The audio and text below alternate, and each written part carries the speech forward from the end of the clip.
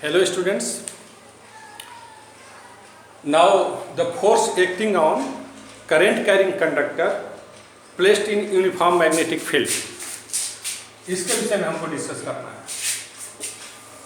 मान लीजिए आप लिखिए, consider a conductor of length L, cross sectional area capital A, carrying current I is placed in uniform magnetic field B, making an angle theta with the direction of magnetic field। ये जितना हम बोले हैं उतना आप लिख लेंगे। तो suppose this is direction of magnetic field, और इस मैग्नेटिक फील्ड में कोई भी कंडक्टर है जिसका क्रॉस सेक्शनल एरिया A है, लेंथ L है, इसमें करंट I फ्लो कर रहा है, एंगल थीटा बनाते हुए मैग्नेटिक फील्ड से ये रखा हुआ है। Now the total number of if, उसके बाद आप लिखेंगे जो हम बोले हैं, उसके बाद आप लिखेंगे if small m be the electron density in the conductor, then total number of electrons, then the total number of electrons inside the conductor कितना होगा? A into L, A cross sectional area है conductor का, L length है, ये volume हो गया। Volume में electron density जो हम कह रहे हैं, इसका मतलब यूनिट वॉल्यूम में n इलेक्ट्रॉन है, तो इतने वॉल्यूम में कितना इलेक्ट्रॉन होगा? ये। तो this will be the total number of electrons, this will be the total number of electrons inside the conductor. Now the total charge आप यहाँ लिख लेंगे, where capital A is equal to cross sectional area, L is equal to length of the conductor. So now the total charge, hence the total charge कितना होगा? Moving inside the conductor कितना charge होगा? Q is equal to हम लिख सकते हैं AL into E। E charge है, एक इलेक्ट्रॉन पर चार्ज E होता है, इसलिए जो इतने इलेक्ट्रॉन्स है, number of electrons, total charge इतना हो गया ALE। Now after that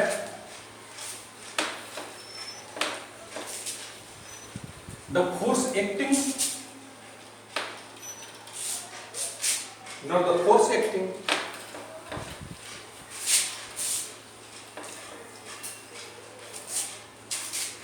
the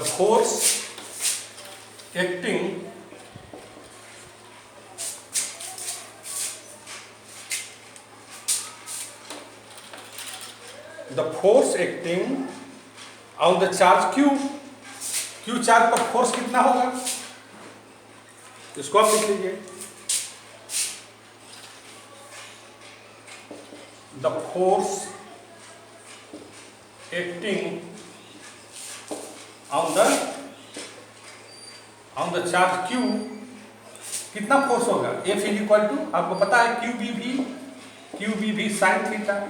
ये लॉरेंज फोर्स, इसी को हम लॉरेंज फोर्स बोलते थे, ये लॉरेंज फोर्स है। इतना फोर्स काम कर रहा है, और इस Q को इक्वेशन 1 मान लीजिए। Hence F is equal to कितना हो गया? Q के जगह पर ALNE into BV sine theta.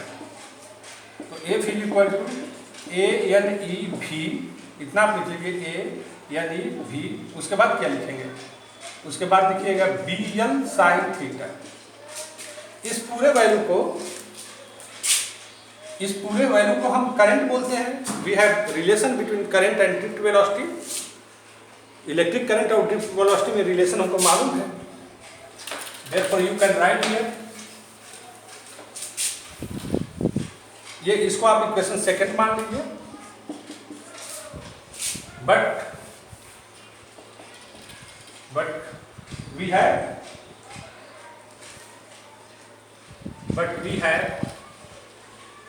I is equal to a n e vd को हम ड्रिफ्ट वेलोसिटी बोलते हैं, एवरेज वेलोसिटी बोलते हैं। इस v ये v यही v ड्रिफ्ट वेलोसिटी है, ये ड्रिफ्ट वेलोसिटी है, इसको आप vd बोल सकते हैं, vd बोल सकते हैं, इसको हम ड्रिफ्ट वेलोसिटी बोलते हैं। तो now this is equation third. Therefore a यानी vd की जगह पर आप लिखेंगे क्या, I लिखेंगे, तो F is equal to I BL sin theta. Now F is equal to BIL sin theta. तो this F is equal to B, अब यहां पर देखिए BL sin theta, F is equal to BL sin theta. तो if theta is equal to 0, condition यहां पर apply कर दीजिए।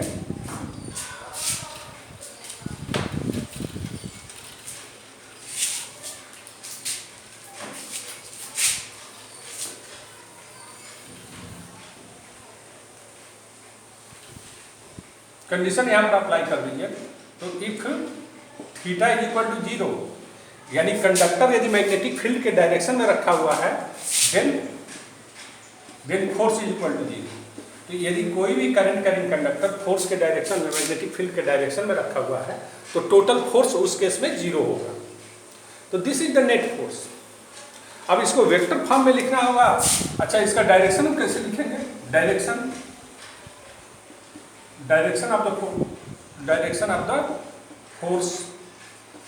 Of the force is given by Fleming left hand rule. Fleming left hand rule क्या है, if we stretched our forefinger, central finger and the thumb of left hand in such a way that forefinger shows the direction of magnetic field, central finger shows the direction of current, then thumb will show the direction of force acting on the conductor। आप इस ढंग फिर से आप देख लीजिए, आप यही बात आप लिख लीजिएगा, direction of force. If we stretch our forefinger, central finger and thumb of left hand in such a way that forefinger shows the direction of magnetic field, central finger shows the direction of current, then thumb will show the direction of force acting on, this thumb will show the direction of current acting on the conductor। एक बार और आप सुनेंगे, आप लिख लेंगे, इतना हमने बोल दिया है। If we stretched our forefinger, central finger and thumb of left hand in such a way that forefinger shows the direction of magnetic field, central finger shows the direction of current flowing in the conductor, then thumb will show the direction of force acting on that conductor।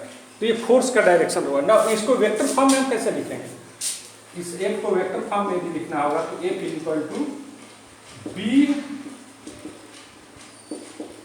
B cross IL। यहाँ पर देखिए ये current का direction है। Current का direction क्या है, इस चीज को देख लीजिए, अभी हम समझाएंगे आपको। ये मैग्नेटिक फील्ड है और ये मान लीजिए कि करंट हमारा मैग्नेटिक फील्ड से 90 डिग्री बना रहा है, देन फोर्स का डायरेक्शन क्या होगा, इस केस में ये IL क्रॉस B होगा। ये ध्यान रखिएगा, IL क्रॉस B। इस केस में फोर्स का डायरेक्शन क्या होगा, इस केस में फोर्स का डायरेक्शन क्या है, थीटा एंगल बनाया हुआ है। तो मान लो कि ये मैग्नेटिक फील्ड है, करंट उस डायरेक्शन में है, then what will be the direction of force, the direction of force will be outward. This thumb shows the direction of force acting on the conductor. तो हमको यदि वेक्टर फॉर्म में लिखना होगा तो F इज इक्वल टू हम लिखते हैं IL cross B, IL cross B। ये IL हो गया,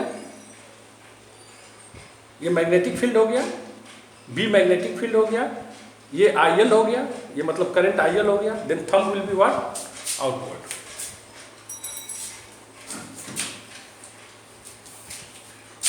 So now next topic, the force acting on two parallel current carrying conductors of infinite length। आप हेडिंग नोट कर दिए, the force acting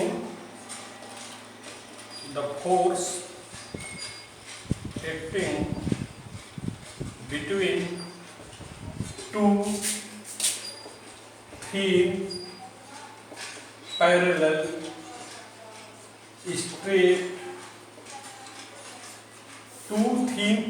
straight conductors of infinite length.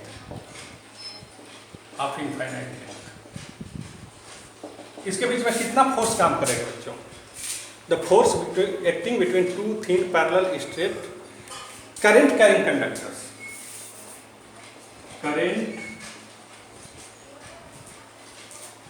current carrying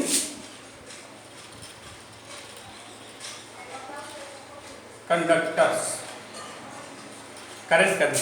of infinite length. देखो बच्चों, मान लो कि कोई दो करंट कैरिंग कंडक्टर्स है। These are two current carrying conductors of infinite length, and this current I1 and I2. Let I1 and I2 be the currents flowing in two conductors of infinite length placed in vacuum at a distance small r apart. इस बात को हम लिखिए जो हम बोल रहे हैं, इस बात से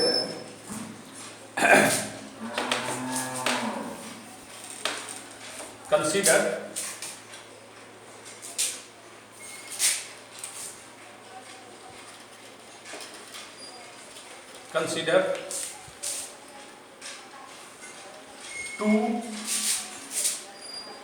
thin consider I1 and I2 be the currents in two thin straight parallel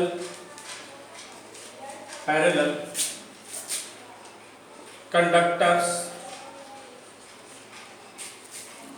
placed in vacuum at a distance small r apart. इस बात को देखिए, let I1 and I2 be the currents in two thin straight parallel conductors of infinite length.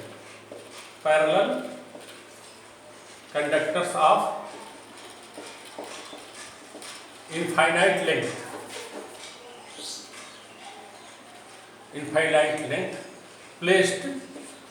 placed in vacuum at a distance small, ये placed in vacuum at a distance small r apart.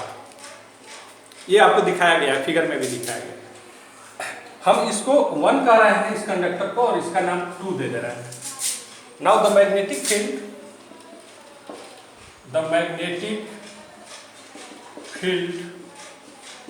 at second conductor, due to the current in first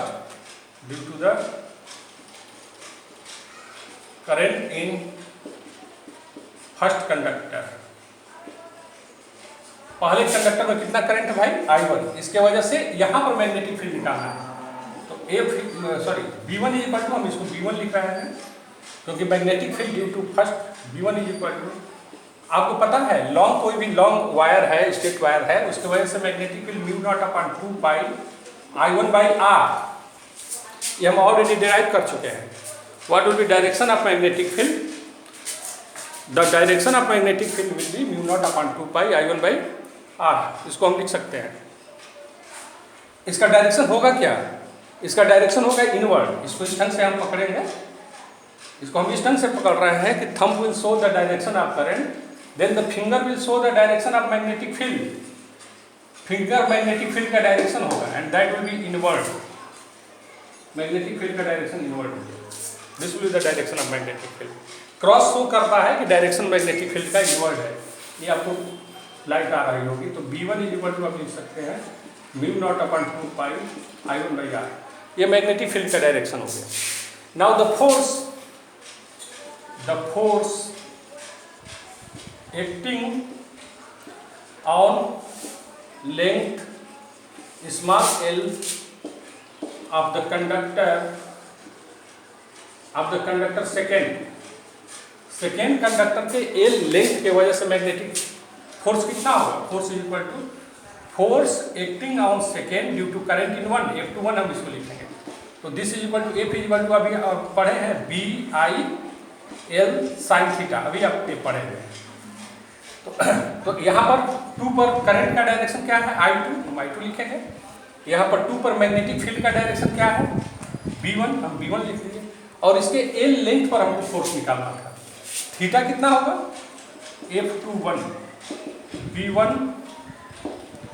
I2 L, theta will be 90 degree since theta is equal to 90 degree. तो now F21 कितना हो गया? F21 is equal to B1 की जगह पर mu naught upon 2 पाई I1/R, ये I2 into L, ये force हो गया। This is the force acting on second when current is flowing in first. अब इसका डायरेक्शन क्या होगा? इस direction can be given by the Fleming left hand rule. तो फ्लेमिंग लेफ्ट हैंड रूल देख लीजिए। ये 4 finger show the direction of magnetic field, central finger show the direction of current, then thumb will show the direction of force. It means what will be direction of force? This will be the direction of force. Force acting on 2/1. This will be the direction of force. इस ढंग से इसको हम निकाल सकते हैं। Similarly, what will be direction of force on 1 due to the current flowing in second? ये निकालना है। Then magnetic field at first conductor, हम यहाँ पर लिख दे रहे हैं फर्स्ट कंडक्टर। आप इतना पूरा लिखने के बाद लिखिएगा due to the current in the second conductor. अब मैग्नेटिक फील्ड इसकी वजह से कितना हो गया? B2 is equal to mu naught upon 2 pi I2/R। और इसका डायरेक्शन क्या हुआ? इसका डायरेक्शन हो गया आउटवर्ड कैसे होगा? इसको इस ढंग से पकड़िए, थंब शो द डायरेक्शन। देखो लेफ्ट हैंड से हम फोर्स निकालते हैं और राइट हैंड से मैग्नेटिक फील्ड का डायरेक्शन निकालते हैं, इस बात को आप याद रखिएगा। तो this is direction of current. तो फिंगर को यहाँ पर लेके जाते हैं, फिर अंदर रखते हुए लेके जाते हुए इसको हम बाहर निकालते हैं। यहाँ पर आते आते हमारा फिंगर बाहर की ओर हो जाएगा, आउटवर्ड हो जाएगा। Then the direction of force will be what? Outward direction. और फर्स्ट केस में ये इनवर्ड था, क्रॉस हमारा शो कर रहा है inward. Now force acting on length L of the conductor. अब देखिए इसमें करंट है, यहाँ पर हमको फोर्स निकालना है। On length L of the conductor first conductor पर कितना force come? Force acting on 1 when current is in 2। तो यहाँ पर B2 हम लिखेंगे। B2 में करंट क्या है? I1 है, L sin थीटा। तो F21 is equal to what? ये B2 I1 L। थीटा यहाँ पर एक बार फिर थीटा 90 डिग्री हो जाएगा। B2 की value force acting on 2/1, force acting on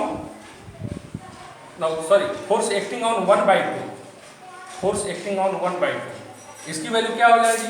B2 की वैल्यू पुटअप कर दीजिए, म्यू नॉट अपॉन 2 पाई, ये हमारा I2/R हो गया, ये हमारा I1 हो गया, दिस है। तो ये वैल्यू हो गया। अब इसका डायरेक्शन क्या होगा मैग्नेटिक फील्ड का? 1 पर जो फोर्स लग रहा है by Fleming left hand rule, central finger shows the direction of current and 4 fingers shows the direction of magnetic field that is outward. यहाँ पर देख लीजिए, this 4 fingers shows the direction of magnetic field that is outward. This central finger shows the direction of magnetic field that is outward. 4 fingers shows the direction of current that is upward. Then what will be? Thumb will show the direction of force. The direction of force कितना हो गया? F12 इधर की ओर हो गया। यानी यहाँ पर आप देख रहे हैं कि 2 लॉन्ग वायर्स हैं, पैरेलल वायर्स हैं, और करंट का डायरेक्शन यदि सेम है तो दोनों के बीच में फोर्स ऑफ अट्रैक्शन होगा। दोनों के बीच में कितना होगा? दोनों के बीच में क्या होगा? फोर्स ऑफ अट्रैक्शन होगा। और वैल्यू कितना होगा? वैल्यू कितना हो गया, अभी आप देखे होंगे F12 F21 दोनों का डायरेक्शन तो अलग अलग है बट मैग्नीट्यूड दोनों का सेम ही है। F12 F21 यदि आप देख लिए थे यहाँ पर सेम है। वैल्यू कितना आ गया है, mu naught upon 2 pi I1 I2 by R into L, ये फोर्स का डायरेक्शन है। इसको आप F मान लीजिए, तो हेंस F बाई एल कितना हो जाएगा, F by L equal to mu naught upon 2 pi I1 I2 by R, इतनी वैल्यू हो जाएगी। अब देखो इफ, अब देखिए यहाँ पर ये this is force acting per unit length of the conductor, this is the value of force acting on the force acting per unit length of the conductor. Now after that यहाँ पर मान लीजिए if I1 is equal to I2 is equal to 1 ampere, I1 और I2 1 ampere है, और if R is equal to 1 metre, हमको 1 ampere का definition हम निकाल रहे हैं। यदि आपको 1 एम्पियर पूछा जाए कि व्हाट इज 1 एम्पियर, तो 1 एम्पियर का डिफिनेशन आप यहाँ से लिखेंगे, 1 एम्पियर का डिफिनेशन आप यहीं पर लिखेंगे, R is equal to 1 metre. कैसे डिफिनेशन लिखेंगे, if I1 I2 is equal to 1 R is equal to 1, then F by L is equal to what, that is mu naught upon 2 pi, और mu naught upon 2 पाई की value कितनी होती है, this is 2 into 10⁻⁷ newton per metre, this is 2 into 10⁻⁷ newton per metre. तो 1 ampere को कैसे आप define करेंगे, 1 एम्पियर को कैसे डिफाइन करेंगे, if the current is said to be a 1 ampere, current is said to be a 1 ampere if two long wires या if two thin parallel straight conductors of infinite length are separated by a distance of 1 meter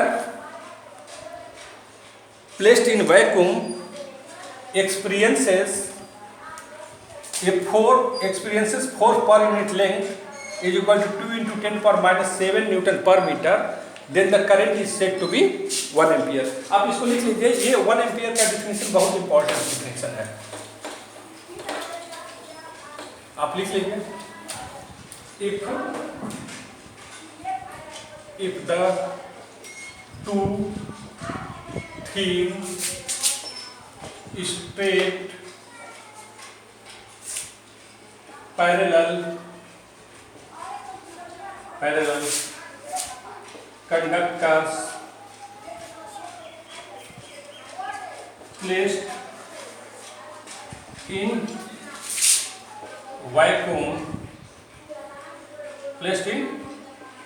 vacuum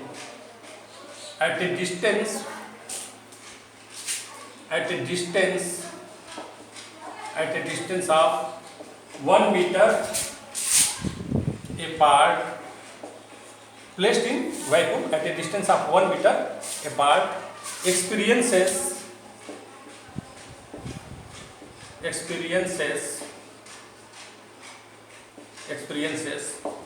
force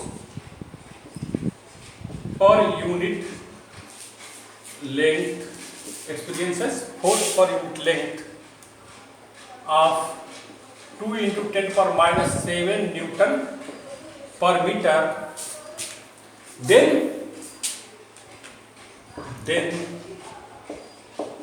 the current in the conductor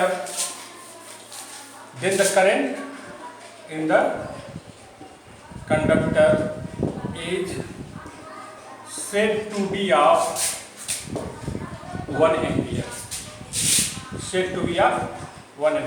इसको आप याद रखेंगे। 1 ampere का definition exam में पूछता है, what is 1 ampere.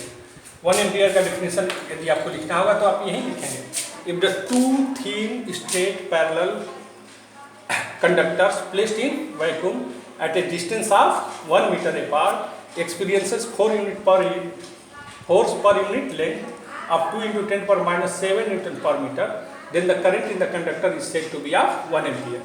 If the two thin, straight, parallel current carrying conductors, आप यहाँ लिख दीजिए, current carrying conductor placed in vacuum at a distance of 1 meter apart experiences force per unit length of 2 into 10 to the power minus 7 Newton per meter, then the current in the conductor is said to be of 1 ampere. Okay, इसको आप याद रखेंगे, ये बहुत important है, exam में पूछता है. Okay, thank you.